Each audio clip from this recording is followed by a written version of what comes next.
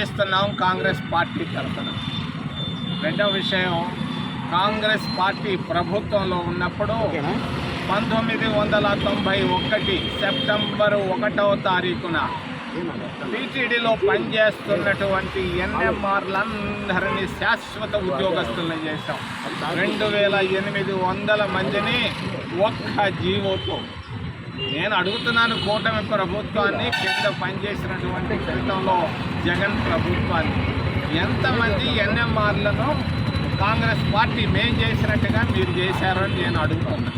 వెంటనే పనిచేస్తున్నటువంటి ఎన్ఎంఆర్లందరినీ శాశ్వత ఉద్యోగస్తులుగా డిక్లేర్ చేయాలి, జీవో ఇవ్వాలని కూటమి ప్రభుత్వాన్ని డిమాండ్ చేస్తూ మరి మేము ప్రతి దఫా వచ్చున్నాం, 50 సార్లు పైనే వచ్చున్నాం. ఉద్యోగస్తులందరికీ ఇళ్ల స్థలాలు అలిపేరు నుంచి మరి పోరూరు దాకా ఇవ్వమని. ఏం నోరే తెరవటం లేదు. మాట్లాడితే ఆవుల గురించి మాట్లాడతారు, మరి స్థలాల గురించి మాట్లాడరు, మాట్లాడితే లడ్డుని గురించి మాట్లాడతారు. ఈ లడ్డు గోవులు పక్కన పెట్టి మా కష్టపడి పనిచేస్తున్నటువంటి మా ఉద్యోగస్తులందరికీ ఇళ్ల స్థలాలు 5 సెంట్లు ఇవ్వాలని, జర్నలిస్టులకు కూడా అక్కడే ఇవ్వాలని, మరి అర్చకులకు కూడా 5 సెంట్లు ఇవ్వాలని మేము డిమాండ్ చేస్తున్నాం. మీరు అనుకుంటున్నారేమో మేము వస్తాం పోతాం లేని. వల్ల మేము సరైన పనులు కూడా చేయగలం. మీకు సమయం ఇస్తున్నాం, జాగ్రత్త. మీరు భూములందరికీ అమ్ముకుంటున్నారు, లంచాలు తీసుకుంటున్నారు, టాటాల దగ్గర, బిర్లాల దగ్గర. మేము అడుగుతున్నది న్యాయంగా అడుగుతున్నాం. 5 సెంట్ల భూమిని ఉద్యోగస్తులకి, జర్నలిస్టులకి, మరి అర్చకులకి ఇవ్వమని. ఉంది ఆడ భూమి 400 ఎకరాలు ఇవ్వు.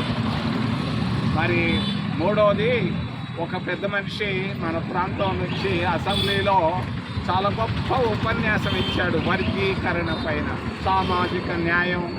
నేను 30 సంవత్సరాలుగా కోరుకున్నటువంటి సామాజిక న్యాయం.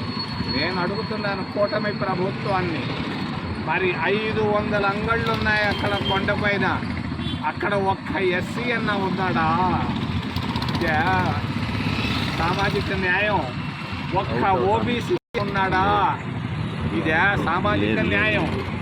మరి ఎస్సీలకు 15% అంగళ్ళు ఇవ్వాలి, ఓబీసీలకు 27% అంగళ్ళు కొండపై, మరి ఎస్టీలకు మరి 7 ఖచ్చితంగా ఇవ్వాలని నేను కూటమి ప్రభుత్వ అధినేతను నేను డిమాండ్ చేస్తూ, మరి నిన్ననే ఒక మంత్రి వచ్చి ఏమేమో చెప్పేసిపోయారు. స్పోర్ట్స్ ఆపు. కాంగ్రెస్ పార్టీ అధికారంలో ఉన్నప్పుడు, కిరణ్ ముఖ్యమంత్రిగా ఉన్నప్పుడు అంతర్జాతీయ క్రికెట్ స్టేడియంకి పునాది రాయి వేశారు. 60 కోట్లు ఇచ్చారు క్రికెట్ అసోసియేషన్ హైదరాబాద్ వాళ్ళు. ఆ డబ్బు ఏమైంది? ఆ మాట ఏమైంది? వేసినటువంటి పునాది ఏమైంది? నేను కూటమి అధినేతను అడుగుతున్నా, అంతర్జాతీయ క్రికెట్ స్టేడియంని తిరుపతిలో ప్రారంభించు. మరి ఏదైనా ప్రశ్నలు ఉంటే అడగమని మేము డిమాండ్ చేస్తాం.